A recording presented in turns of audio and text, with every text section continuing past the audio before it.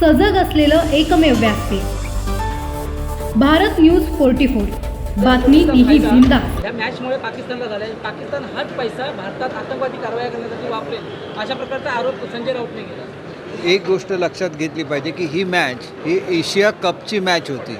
ते काय भारताने आणि पाकिस्तानबरोबर आयोजित केलेले ते सामने नव्हते। उगाच लोकांची दिशाभूल करायची, आंतरराष्ट्रीय स्तरावर हे चालत नाही। ज्या मॅचेस ठरलेल्या असतात आशियन कंट्रीमध्ये त्या त्यांच्या नियमानुसार व्हायलाच लागतात।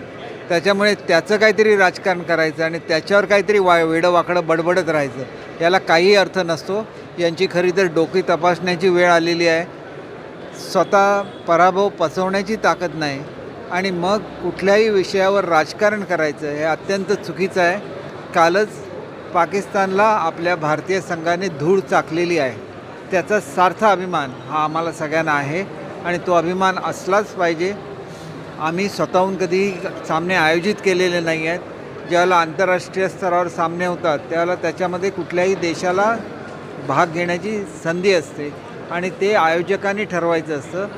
त्याच्यामुळे विनाकारण ह्याच्यामध्ये राजकारण करण्याचा कोणी प्रयत्न करू नये। भारतीय संघाच्या विजयाने महिलांचे उजळलेलं कुंकू परत आलं आहे का असा सवाल संजय राऊत। संजय राऊत मुळातच तुम्हाला कुठली हिंमत नाही पाकिस्तानच्या विरुद्ध ॲक्शन घेण्याची। ही ॲक्शन आजपर्यंत कोणी घेतली? नरेंद्र मोदी साहेबांनी घेतली। त्याचं थोडी तरी लाज बाळगा की आपल्यावर ज्याला हल्ला येतो, पार्लमेंटवर हल्ला झाला काँग्रेसच्या काळामध्ये, काँग्रेसने काय केलं? काही नाही केलं। पण त्याच वेळेला ज्यावेळेला आपल्या महिलांचे कुंकू पुसण्याचं काम केलं त्यावेळेला त्यांना यमसदनाला पाठवण्याचं काम हे आपल्या शूर सैनिकांनी केलं आणि ती कारवाई करताना त्यांना पूर्ण स्वातंत्र्य हे आपल्या देशाच्या पंतप्रधानांनी दिलं।